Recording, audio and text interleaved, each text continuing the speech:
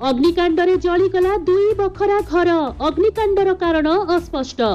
ढेंकानाल जिला परजंग थाना अलाकटा गाँव में गतकाली संध्यारे कौनसी कारणरू निया लगी 2 बखरा घर संपूर्ण पोड़ी पाउंस हो जाइछि।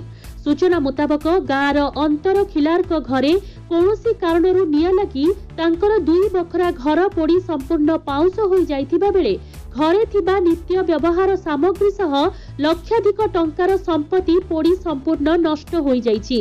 तेबे खबर पाई अग्निशम बाहिनी घटनास्थल में पहुंची निया को आयत्त करिथिबा बेले केउ कारणरू निया लागिछि ताहा एपर्यंत स्पष्ट होई पारि नाही।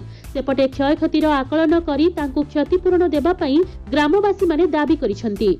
कामाख्यानगररू प्रकाश कुमार पात्रंक रिपोर्ट, संभव टीवी ओडिया।